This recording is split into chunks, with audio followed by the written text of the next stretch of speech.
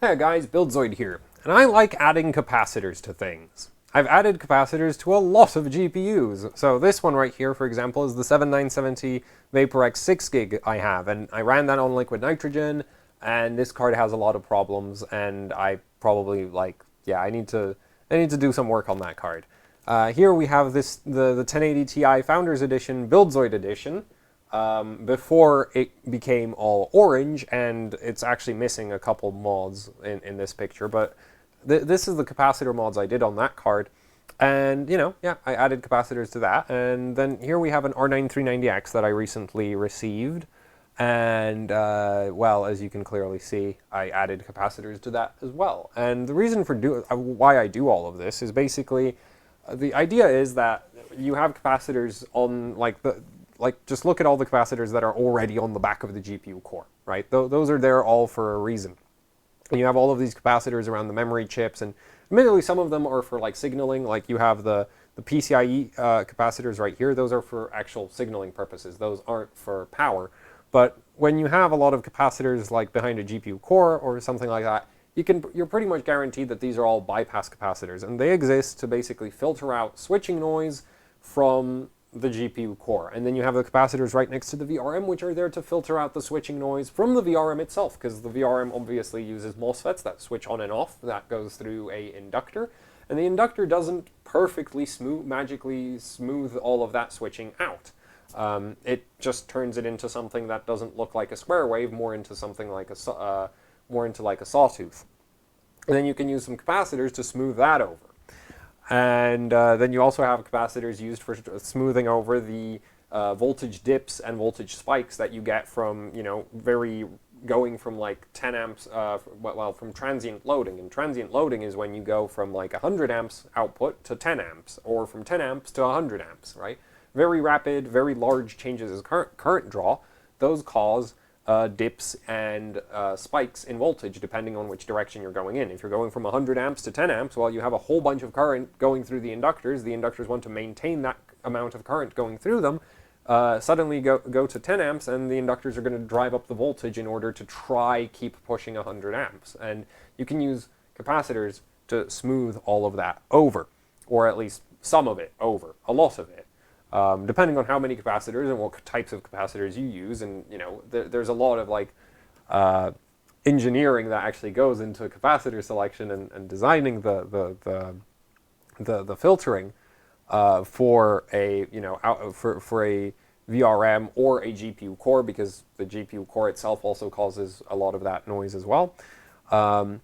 So you have all of these capacitors, and they're designed to basically maintain the voltage being fed into the GPU core within some specifications. And the thing is, if you just add more capacitors, in theory, you can sometimes improve the voltage, the consistency of the voltage, right? You can get the voltage to be closer to the voltage you're actually aiming for, instead of getting all of that switching noise. You can filter out more of the switching noise. And this is especially helpful if you start pushing more and more current at higher and higher clocks and higher voltages, because the more power you push, the more current you pull, well, your transients are getting bigger. You're having more switching noise because each transistor switching on and off is pulling in more current. And just the VRM itself, like as you push more current through an inductor, that alone will increase the amount of ripple you have on the output of that inductor. So having extra capacitors for filtering that can help with overclocking. And so that's why I like to just pile capacitors onto everything in hopes that it actually helps. In reality, most of the time, it doesn't do anything. So that's kind of unfortunate. Though on the 1080 Ti here, we have the Founders Edition. Well, actually, no, it kind of depends on what you're modifying. So I've had cards where it's helped, and by helped, I mean tens of megahertz. We're not talking huge differences, but definitely some measurable improvement. And then on this 1080 Ti Founders Edition, the extra capacitors on the memory actually helped quite significantly with memory overclocking on that card. And I had other NVIDIA cards where I've seen the same thing, so I'm not sure what's up with that, but I'm going to keep doing that and just keep, tracking the improvements I get from that.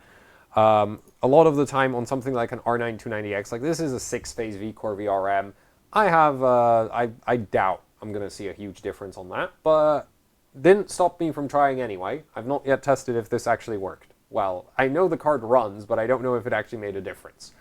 And the 7970 Vapor X, this had an 8-phase V-Core VRM, so it was just like, this is probably not going to make a difference. And guess what? It didn't make a difference. I know, how surprising. So, but sometimes, you know, with like lower phase counts and weaker motherboard on some motherboards and some GPUs, it sometimes helps. And so for that reason, I like to do it on pretty much everything, because it's like, okay, well, sometimes it might give me an improvement. And so I've done it on GPUs and motherboards, and it got me thinking, okay, so what other things have filtering capacitors on them, like bypass? RAM sticks have capacitors on them. Some of them have to be there for, you know, filtering VDDQ. I guess I could add some more capacitors to memory sticks, but that doesn't seem like it would be very, you know, very likely to work on the basis that, well, the RAM sticks don't pull a lot of power. They're like the opposite of what you need a lot of capacitance for filtering on. And so, okay, so that's not a good idea. What about a CPU? Yeah. I solder CPUs. No, but seriously. So it basically got me thinking, okay, so I could try this on a CPU. And I've been thinking about trying this on a CPU for like ages now, because, well, yeah, just ages and ages and ages. Especially ever since I got my hands on a bunch of multi-layer ceramic capacitors. It's just been like, which I originally got for working on GPUs, and then I'm like, wait, these are small enough that I could these might clear a CPU socket if you put them on the back of the CPU. And so this is a dead 7350K. It died because I had a prototype cooling system, I installed it, and I screwed up the installation, and I closed the socket hole down, and it killed the CPU by breaking the PCB. And by breaking the PCB, I mean it bent the PCB really, really badly. So there's like internal damage in the PCB, but you can't see any of it. So the CPU looks fine, it just definitely doesn't run. And I straightened it out after I crunched it like that. So yeah, but it's dead, and so I figured, you know what, I might use this just to see how I would go about executing this procedure. And well, you can see the result right there. It was successful. CPU still fits into the motherboard. It wasn't really that hard to do the modification, and overall, just, you know, like for like, as far as being a dead CPU, everything I could test, I did test. So stage 2, bigger, better CPU. And this one actually works, so that's the main thing. So this is a 7740X from Intel. One very impractical CPU. I got it cheap secondhand a while ago. I used it for, like, I did a memory overclocking live stream with this CPU on a ASRock X299 OC formula, and honestly, like, yeah, from a consumer perspective, the 7740X is not a very sensible CPU. And from the perspective of doing a capacitor mod, the 7740X is also not a really practical CPU, because just see all that? You know, like all of that? Like, Intel put a lot of effort in, like, the whole idea behind the 7740X is that it's a 7700K on an upgraded package. So you have more power pins in the socket, you have more LANs for power on the CPU, so the power delivery from the CPU socket to the CPU itself is more efficient. You have more bypass filtering capacitors on the CPU. Like, like, all of these extra capacitors you have, like, you don't have that on a 7700K. Right? And if you look at and then also on the front of the CPU, which I forgot to take a picture of, you have like more capacitors just surrounding the die, and you don't have that on a 7700K either, right? So basically, Intel has gone and just added all these extra capacitors to the 7740X right off the bat to basically go like, yeah, we're going to upgrade the filtering for the power filtering for the CPU here, and so, you know, cap modding one of these, very, very unlikely to do anything, because Intel's basically done that already. This is essentially a cap modded 7700K. And I have a sneaking suspicion Intel is better at this than I am. But anyway, that wasn't going to stop me. So I started with these two 47 microfarad multi-layer ceramics. They're rated for 4 volts, X6S dielectric, so they're only good to like 105 degrees.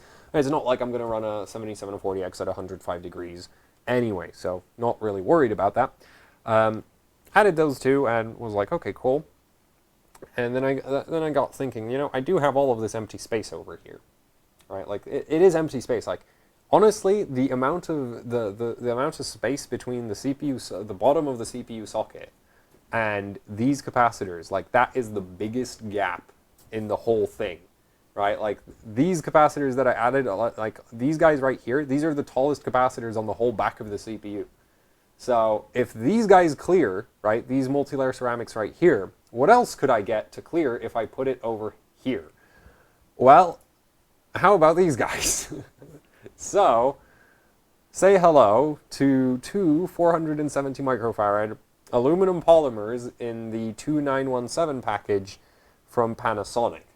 They're 3 milliohm ESR, rated for 2.5 volts. They're pretty much the most expensive aluminum polymers that you could find at the time that I would like in this package at 400 and this capacitance, because of the really low ESR. So in theory, they should be great. But like as far as aluminum polymers go, these should be freaking amazing. The thing is, they're still probably nowhere near, you know, they still probably have way too much impedance to actually do anything significant on the back of a 7740X. It wasn't going to stop me from trying to install them anyway, and so the adventure continues. I need to figure out how to get these capacitors hooked up, because these are aluminum polymers, so they're polarized, not like the multi-layer ceramics. This multi-layer ceramic capacitor, you can put it any direction you want. It really doesn't matter. Well, as long as the voltage isn't too high, you know, it doesn't matter. It's going to be fine. But the aluminum polymers, they do care. If you put them in backwards, they're going to break, possibly burn out or explode. Kind of depends how much, how badly you overload them backward. You know, how much you reverse bias them, basically. And so we need to figure out which of these multi-layer, like which side, like where on this CPU we have a ground and where on this CPU we have a V-core. And that V-core is really easy to, like, honestly, figuring out which capacitors are V-core is really, really easy. It's just really hard to figure out which side of said capacitor is V-core and which side is ground. Like, how do you think I got the multi-layer ceramics on there? That's not the hard part. The hard part is figuring out, well, where is V-core, you know? Like, where is the actual V-core power plane? Where is 1.2 volts to ground? Because if I put the capacitors in backwards, they're going to break. Quite violently, possibly. So we want to really, really avoid that. So the only way to figure that out, at least that I'm aware of, was basically I need to measure the voltage or resistance from one of these capacitors, from one of the sides of these capacitors to ground while the CPU is installed in a motherboard. That is really hard to do, right? Like, honestly, that should be really, really hard to do, because it's like it's going to be in the CPU socket. How the hell are you going to get at the back of the CPU? Well, the ASRock X290 OC formula, and honestly most other extreme overclocking motherboards have this feature, has a hole in the middle of the CPU socket meant for putting K-type thermocouples through when you're running on liquid nitrogen, so that you can better monitor the CPU temperature. But that doesn't stop you from shoving just a regular wire through there. So I soldered a wire to, you know, one of these two capacitors over here, shoved it through the CPU socket, and then installed the CPU, and bam, I got my measurements. And after that, I installed the big aluminum polymers onto the CPU, and this is the current condition of the CPU, right here. It looks like this. And it still works. And I'm going to prove that, because honestly, it's just like, okay, there's no way this still works, right? Otherwise, you wouldn't be showing us pictures. The thing is, I really didn't expect this to be A, successful, B, I didn't really know how to turn it into a video until somebody was like, yo, you should just talk over the pictures and then show the damn thing running. And I'm like, you know, that's a really good idea. I don't know how I never thought of that. But anyway, so this is the current state of the CPU. And here it is installed in the X299 OC formula. And at this point, you're probably like, oh, that's just some random 7740X that isn't modified. But no, this is that chip. But before we get to that, I want to show you how you figure out like the initial part of the cap mod where I'm just working on the, like when I was just adding the multi-layer ceramics, right, before any of the polymers. So when I was adding the multi-layer ceramics, how did I know where to add those, right? Because obviously I want to add them to the most relevant capacitors, not like, say, VCCSA or VCCIO or, well, this doesn't have an iGPU, but if you were working on an LGA 1151 CPU, you could easily end up adding the capacitors to the iGPU rail, which is just like, nobody cares about the iGPU, we don't run it. And the trick to that is that you just measure across the capacitor on the V-core. So basically, there's a bunch of multi-layer ceramics coming off of the VRM of the OC formula for the V-core power plane. So they're connected from V-core to ground. And if we measure across one of those, while the CPU is installed in the socket, we're going to get the electrical resistance of the CPU while it's turned off from V-core to ground. And that resistance is very low. And that's actually correct. That's exactly what you should be measuring, like 0.7 ohms, 0.67, which actually that includes probe resistance, because if we measure the probes against each other, right, you can see there's quite a lot of probe resistance included. So basically 0.6 ohms. And then we can just take the CPU out of the socket, come out, and measure do the same measurement on a capacitor on the back of the CPU, and we're going to see the exact same resistance. Well, close to the same resistance, and that's going to tell us that we're measuring V-core and not something else. Right, so if we measure across this guy, right here, there, you can see 0.6 again. So that's a V-core capacitor that I measured right there. And that is how you figure out where you would want to install your completely pointless capacitors, because the thing is, this mod really doesn't do anything. It's very, very, very hard to do. And the return on investment is literally like, well, maybe 10 megahertz. Maybe. Okay? And I'm serious about that. Like, maybe 10 megahertz. And I just noticed there is thermal paste on the freaking pads of the CPU. We cannot have that. Let me just clean it off before I reinstall it and boot it up. Where's the ISO? Where did it go? Oh, it's all the way in the kitchen. Oh, well. Well, I'm not getting that.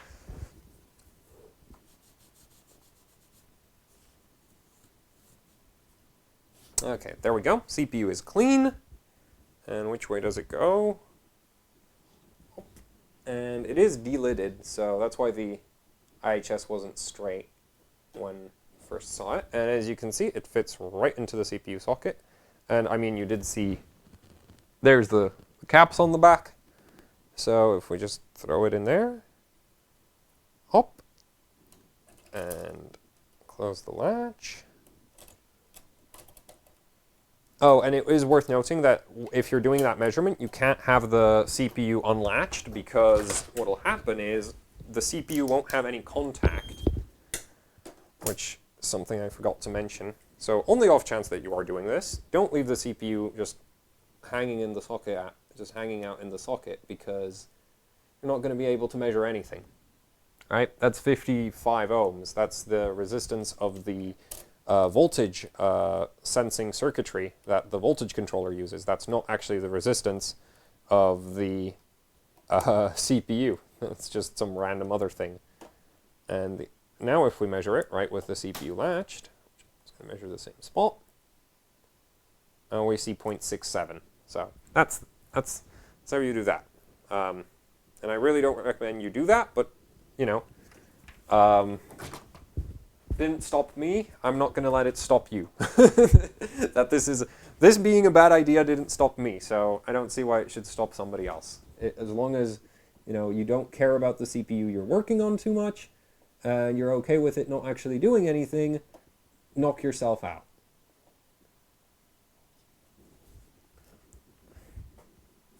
At the end of the day, I do pour liquid nitrogen on CPUs for basically for entertainment. So, you know, adding capacitors to the back of them, probably not that out there compared to that, depending on who you asked. One of them definitely seems a lot more practical, at least in theory, until you test it and realize it doesn't do anything. which is the main issue with it. Because the thing is, so what did this mod actually gain me? So before I did this mod, the CPU would do like 5.45 gigahertz in Cinebench, 5.54, so 54 multiplier with 101 BCLK at 1.45 volts V-core, and yeah, it just ran that. And that was with LLC level 2 on this motherboard. And this AIO and just everything the same between tests. And after all of these modifications, it runs like 5.4, it runs like 100, it does 54 times like 100 and 1.2 BCLK. So, a zero, like we're talking like a 0.2% increase in core clock. Maybe. And the reason why I'm saying maybe is this CPU is also incredibly temperature sensitive. And the room did get colder as I was working, so there's a chance that that 10 megahertz increase is actually from the CPU running a little bit cooler, more so than from me adding a bunch of capacitors. So, yeah. Honestly, not a very practical modification. And actually, yeah, 10 megahertz, maybe 20. Maybe 20 megahertz, and it's just like, yeah. And honestly, even 10 megahertz, considering the capacitors I used, is really surprising. Also with the CPU I used, because the thing is, the 7740X doesn't pull a lot of power, and as I said, Intel has basically done a cap mod on it already, right? Like this is a 7700K with a whole bunch of extra bypass filtering capacitors, and a whole bunch of, and a better power delivery system from the CPU socket. That's all a 7740X really is. So it's like, doing this on a 7740X, not really the best idea, because Intel's basically already done that, and they've probably done it better. But doing it on something like, say, an 8700K or a 9900K would, in theory, possibly be more successful. And the reason why I'm saying that is a 9900K pulls way more power than one of these things, right? So it produces way more noise, just because of how much more power it pulls. And, damn it, can't get the 8-pin properly in there. I mean, this would run off of a single 4-pin too, but I just don't like the idea of having the connector in there all wonky. There, now it's clipped.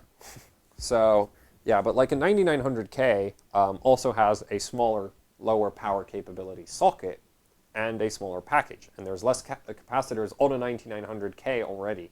So it's like on a 9900K, you probably wouldn't want to use like 47 microfarad capacitors. That's just way too big. You'd want to look at something like, say, maybe 1 microfarad or 0.1 microfarad or smaller. Like we're talking really, really small capacitors. Because again, you're trying to filter very high switching frequency, like very high frequency noise, because we're on a CPU that's running at several gigahertz. So that's why all of the capacitors on the back of the 7740X, like you have 6 big ones, and then you have this field of the really, really little ones. And that's why they do that. It's just like you want a lot of the really, really little ones in parallel, because those have a much better, much lower impedance for the high frequency noise that they're trying to filter than some of the big ones. But in theory, 9900K would be a better candidate for this kind of thing, or an 8700K would be a better candidate, or really anything on a less powerful socket with a higher power consumption, with less of its own filtering capacitors. That would be a better test subject for, like, does this actually ever work? If there was a CPU that this was not going to work on, it was this one, right? So, yeah. But still, it was just something I wanted to test out just for the hell of it. So let's fire this up. See if I'm lying. So as you can see, still nothing. There's no smoke or fire, and there we go. It booted right up. It is running. And it's going all the way to Windows. And currently it's actually on like a 5.5 gigahertz overclock profile, and I'm just going to restart the system. And unfortunately, if you're wondering why you're not on the capture card, It's because I lost, well, I can't, well, the mess that is my desk has swallowed up one of my HDMI daisy chain connectors, so I can't actually hook this system up to the capture card, and then while also having the capture card hooked up to this monitor. So that's kind of unfortunate, but yeah. Anyway, here you can kind of see that we're on a 5.5 gigahertz profile, and I guess, you know, just to do some neat little overclocking, I'm gonna make the CPU boot 5.65 gigahertz, which it does. Like, it's crazy. Like, I honestly couldn't believe it myself, but yeah. So 1.6 volts. We're on an AIO, but we're not gonna actually run any load, and we can boot 5.65. It almost does 5.7. So yeah, boots right up again. And now we're at 5. Well, I don't think we're actually running at that inside the BIOS. So let's get out of the BIOS and go to Windows. And I don't have CPU-Z installed. I do have hardware info.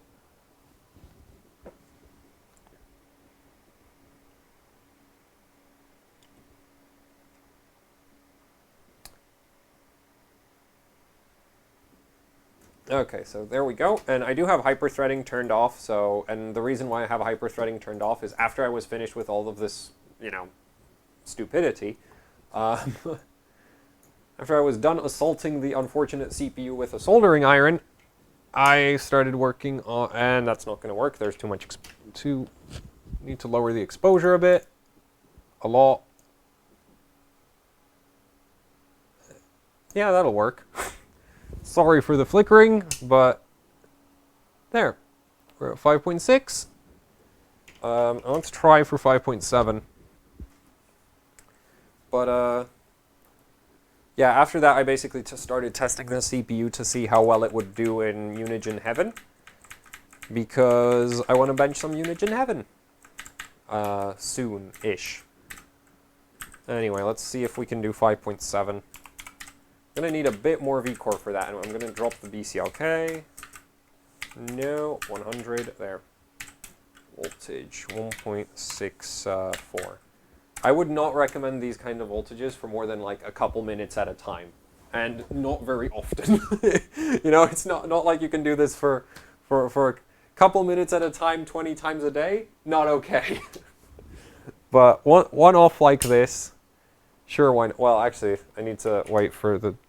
Oh, nope, it's not even going to make it. It's probably running too hot.